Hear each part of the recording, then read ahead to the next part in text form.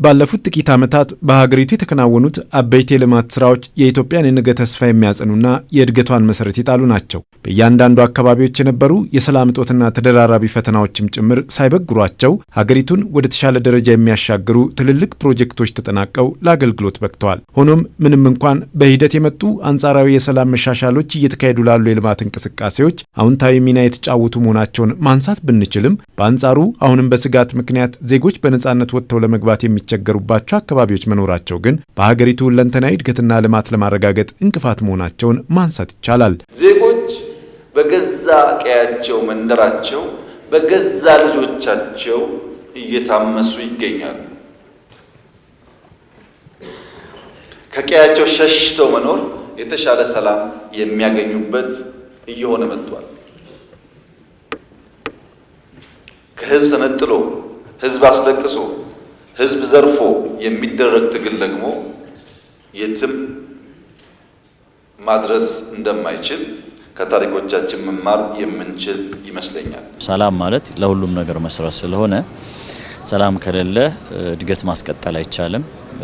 ጀመርናቸው ታላላቅ ፕሮጀክቶችን አልቆ ለቀጣይ ትውልድ ማሸጋገር ስለማይቻል ሰላም ጉዳይ በአንድ ወገን ብቻም የሚረጋገጥ ነገር አይደለም። መንግስት በተደጋጋሚ የሰላም አማራጮችን በማቅረብና የሰላም ጥሪዎችን በማድረግ በወሰደው አዎንታዊ እርምጃዎች በርካታ ታጥቀው ሲንቀሳቀሱ የነበሩ ወገኖች ጥሪውን በመቀበል ትጥቃቸውን ፈተው ወደ ሰላማዊ ህይወት የተመለሱ ያሉ ቢሆንም የሰላም ጥሪውን ያልተቀበሉት ደግሞ አሁንም በየጫካው ትጥቅ አንግበው የህዝብንና የሀገርን ሰላም እየነሱ የልማት እንቅስቃሴው ሁለንተናዊ እንዳይሆን እክል የሚፈጥሩትን እያየን ነው። ይህ ግን የኔ ለሚሉት ወገንም ሆነ ለሀገር የማይፈይድ ይልቁንም ወደ ኋላ የሚጎትት ስለመሆኑ ግልጽ ነው። ሰላምና ጸጥታ በጣም ወሳኝ ነው። ሰላምና ጸጥታ ካልሰፈነ ሁሉንም የኢኮኖሚ ስራዎች፣ የማህበራዊ ስራዎች መስራት አይቻልም። እድገትም የማይታሰብ ነው።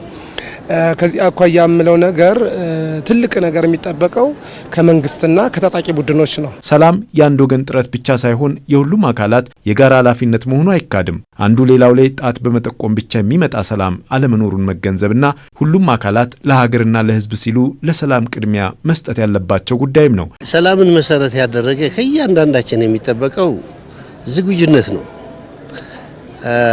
ለሰላም ቅድመ ሁኔታዎች መደርደር ሰላምን አለመፈለግ ነው። ምክንያቱም ይሄ ካልሆነ አልቀርብም፣ ይሄ ካልሆነ አልሰራም።